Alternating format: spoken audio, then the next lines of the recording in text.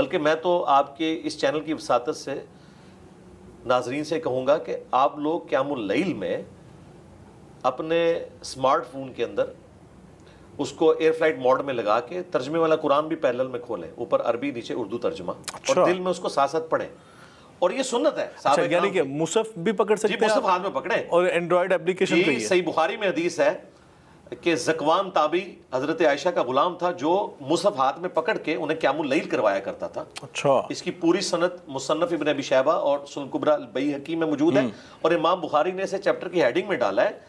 اور مصنف ابن ابی شیبہ میں تو صحابہ کا یہ بھی عمل ملتا ہے کہ وہ پیچھے مصحف پکڑ کے غلطیاں بھی نکالا کرتے تھے پڑھنے والے کی، اور کنسنٹریشن. آج بھی آپ ذرا دیکھیں حرمین کے اندر لوگوں نے وہ عربی جانتے ہیں، اس کے باوجود مصحف پکڑا ہوتا ہے. اس کا فائدہ یہ ہوتا ہے کنسنٹریشن لوز نہیں ہوتی آپ کی، آپ الفاظ کو دیکھتے رہتے ہیں. اور ہمارے لیے تو زیادہ ضروری ہے کہ اردو ترجمے والا قرآن نیچے کھلا ہو، پیرلل میں آپ دل میں وہ نیچے ترجمہ بھی دیکھتے جائیں، اور 1 مہینے کے اندر پورا قرآن گو تھرو ہو جائے گا. بالکل ٹھیک. البتہ یہ سپیڈیں مارنا کہ ہم نے قرآن مکمل کرنا ہے اور ایک لفظ بھی سمجھنا ہے، یہ تو قرآن کے اوپر ظلم ڈھانے والی بات ہے. قرآن کی تحریف ہو جاتی ہے، الفاظ بھی پورے ادا نہیں ہوتے. اس لیے تھوڑا پڑھ لیں لیکن اس کو پڑھیں ترتیل کے ساتھ. رہا یہ جو آخری طاق راتوں میں، اس کو قیام اللیل سے الگ کر کے نا، جس طرح اہل حدیث کی مساجد میں بڑا اچھا ہے کہ وہ آخری پیر میں اٹھ کے نا وہ رکھتے ہیں الگ سے 8 تہجد کی ادا کرتے ہیں. جس نے رات کو قیام اللیل نہیں کیا وہ صبح شامل ہو جائے، یا جس نے اس میں شامل ہونا ہے وہ رات والا چھوڑ دے. کیونکہ جو روٹین کے بےچارے مزدور پیشہ لوگ ہیں، ان کے ساتھ تو آپ یہ نہ کریں کہ آپ ان کی قیام اللیل چھین لیں کہ وہ بےچارے اب اس مسجد میں گئے اور آگے قیام اللیل ہو رہا ہے 5 گھنٹے کا. بھائی وہ تو 1.5 گھنٹہ نکال کے آئے ہیں، تو ان کی آپ ڈسٹربنس ان کے لیے الگ کرتے ہیں، ان کے لیے علیحدہ کرتے ہیں. حرمین میں بھی آپ دیکھیں. اچھا پھر وہ رکعت والا کدھر جائے گا؟ کچھ کہتے ہیں کہ 20 پڑھنی، کچھ کہتے ہیں 8 پڑھنی، تو پھر رکعت زیادہ نہیں ہو جائیں گی؟ رکعت زیادہ بھی اگر ہو جائیں تو اس میں کوئی حرج نہیں ہے. میں نے یہ پہلے کہا نا کہ وہ رات والا نہ کرے، صبح کے وقت کر لے. اگر کوئی دونوں کرنا چاہتا ہے وہ بھی کر لے. اس کو سپورٹی وہ حدیث ہے ابو داؤد کے اندر سیدنا طلق ابن علی کی کہ وہ کسی گاؤں میں گئے ہوئے تھے، وہاں انہوں نے قیام اللیل کروایا. جب واپس گاؤں میں آئے تو ابھی ان کے مقتدی انتظار کر رہے تھے. ان کا حضرت ہم تو آپ کے انتظار میں بیٹھے ہیں، آپ نے ہمیں قیام کروانا ہے. آپ ذرا صحابہ کرام کا شوق دیکھیں نماز کا، اتنی دیر تک انتظار کر رہے ہیں. یا تو امام 5 منٹ لیٹ ہو جائے تو وہ سیکھ پا ہو جاتے ہیں. اچھا پھر حضرت طلق ابن علی نے ان کو قیام اللیل کروایا، حالانکہ خود ایک جگہ کروا کے آئے تھے. تو اگر 8 بھی پڑھی تھی تو 16 تو ہو گئی نا. اس لیے میں اہل حدیث سے کہتا ہوں کہ اگرچہ نبی الاسلام کا عمومی عمل یہی ہے 11 رکعت کا، لیکن جن مساجد میں 20 رکعت ہو رہی ہے وہاں اگر آپ قیام اللیل کر رہے ہیں تو 20 پوری پڑھیں تاکہ آپ کا قرآن پورا کور ہو. اور یہ فرضیت کے طور پہ نہیں ہے، ایک موقع آپ کو ملا ہوا ہے، اسے اویل کریں. قرآن سننا اصل مقصد ہے، وہ رکھتے پورا کرنا نہیں ہے کہ 20 کے چکر میں آپ لوگوں کے گھٹنے توڑ رہے ہیں اور یعلمون تعلمون سمجھ آ رہی ہے. 20 بھی پڑھنی ہے تسلی سے پڑھیں. میں نے تو دیکھا ہے کہ پاکستان میں سب سے بیسٹ اگر قیام اللیل کا کوئی اہتمام کرتا ہے تو اہل حدیث ہے.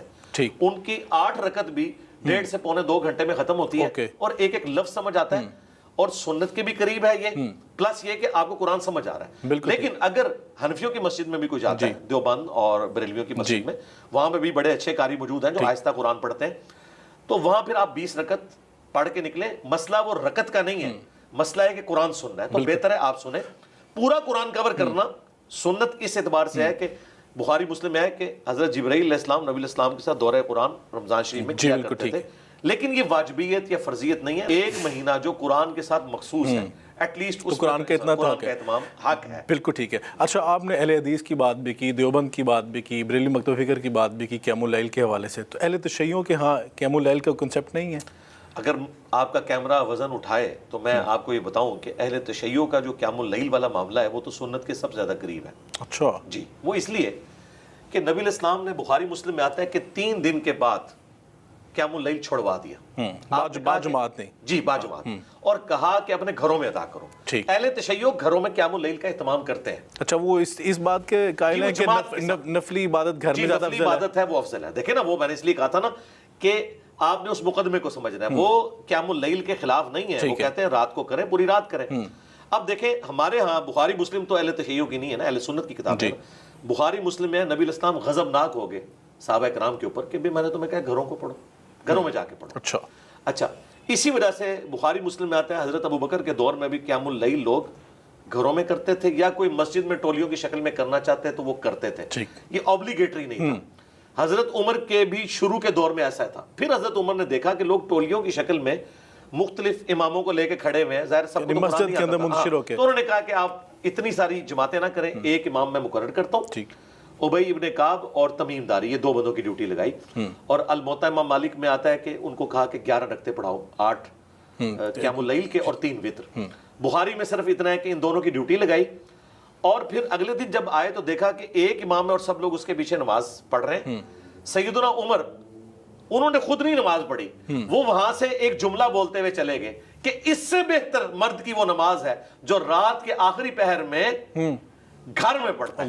حضرت عمر خود قیام اللیل گھر میں کرتے تھے, یہ افضل ہے. لیکن ہم کہتے ہیں جسے قرآن نہیں آتا, پڑھنے کا شغف بھی نہیں ہے, تو گھر میں یہ تو نہیں آپ نے سورتوں کے ساتھ پڑھنا ہے, تو آپ امام کے پیچھے پڑھیں. وہ جامعہ ترمذی میں حدیث ہے, جس نے امام کے ساتھ قیام کیا اسے پوری رات کے قیام کا ثواب ملے گا. وہ فضیلت اپنی جگہ. میں بھی مسجد میں ہی اہتمام کرتا ہوں قیام اللیل کا الحمدللہ, اس اعتبار سے کہ مجھے قرآن سننے میں مزہ آتا ہے کہ کوئی قرآن پڑھ رہا ہو.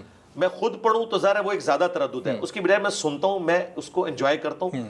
بخاری مسلم میں حدیث ہے کہ اپنے گھروں کو قبرستان نہ بناؤ, اپنی نفلی نماز گھر میں پڑھا کرو, اس کی برکت سے اللہ تعالیٰ خیر و برکت کرے گا. اور ایک اور حدیث ہے بخاری اور مسلم دونوں میں, نبی علیہ السلام نے فرمایا کہ مرد کی سب سے افضل نماز فرض کے بعد وہ ہے جو اپنے گھر میں نفلی ادا کرتا ہے. ٹھیک ہو گیا. اور ایک اور حدیث وہ بھی بخاری مسلم ہے کہ گھر میں نماز ادا کرنا نفلی مرد کے لیے میری مسجد نبوی میں بھی نماز پڑھنے سے افضل ہے. مجھے بتائیں اس سے بڑی کیا بات ہے؟ تو قیام اللیل اگر کوئی اپنے گھر میں کروا سکتا ہے, اسے قرآن آتا ہے, اپنی فیملی کے ساتھ کرے, بہت افضل ہے. بالکل ٹھیک ہے. اچھا, خواتین کی اگر بات کریں, خواتین کا مسجد میں آنا اور مردوں کے ہاں جس طرح مرد نیچے تراویح کی نماز ادا کر رہے ہیں تو خواتین اوپر والے بلائی منزل میں ہو جائیں یا پیچھے والی سائڈ پہ ہو جائیں, تو یہ زیادہ افضل ہے کہ خواتین گھر میں اپنی تراویح کی نماز مکمل کریں؟ خواتین باقی سارے کاموں کے لیے گھروں سے باہر نکلتی ہیں, اور ظاہر ہے بیچاری پورے دن کی روٹین سے تنگ آئی ہوتی ہیں. تو میں تو بھائیوں کو یہ مشورہ دیتا ہوں کہ روزانہ ایک دفعہ موٹر بائک کے اوپر یا گاڑی کے اوپر اپنی بیویوں کو گھر سے باہر نکالیں تو آپ کی فیملی کے جو آدھے جھگڑے ہیں وہ ختم ہو جائیں گے. اچھا. کیونکہ وہ جو انہوں نے غصہ نکالنا ہے نا, وہ آپ کے ماں باپ کے سامنے تو نہیں نکالیں گی, تو موٹر بائک پہ پیچھے بیٹھے ہوئے نکال لیں گے. ٹھیک ہے. تو یہ ان کو آپ ایک اسکیپ روٹ دیں کہ آپ ان کو روزانہ نکالیں. اور اس طرح کے مواقع کے اوپر تو ضرور مساجد میں لے کے جائیں. اب پاکستان میں اہل حدیث اور حرمین کو دیکھا دیکھی حنفیوں نے بھی اہتمام شروع کیا ہے, خصوصاً ہمارے بیریہ ٹاؤن میں ڈیفنس کے اندر. وہاں پہ اگرچہ زیادہ تر مساجد حنفیوں کے پاس ہیں, دیوبند اور بریلویوں کے پاس, لیکن انہوں نے بھی عورتوں کا اہتمام شروع کیا. اہل حدیث تو شروع سے کر رہے تھے. میں کہتا ہوں یہ رمضان سے کوئی بہتر موقع نہیں ہے کہ اپنی فیملی کو, بیوی بچوں کو ساتھ لے کے جائیں, وہ قرآن سنیں, مسجد کے ماحول سے سیکھیں. یورپ امریکہ میں تو اب یہ ماشاءاللہ روٹین ہے, نبی علیہ السلام نے تو اس چیز کی ترغیب دلائی. وہ عام دنوں میں جو ایک چیز ہے نا کہ عورت کی نماز فرض گھر میں افضل ہے, لیکن وہاں پہ بھی بخاری مسلم ہے, نبی علیہ السلام نے کہا کہ مسجد میں جانے سے نہیں آپ روک, منع نہیں کیا. ہاں, جہاں پہ اندیشہ ہو کوئی فتنے کا, جس طرح آج کل ویڈیو کیمرے کا فتنہ, سیکیورٹی ایشوز ہیں, وہ ایک الگ بات ہے.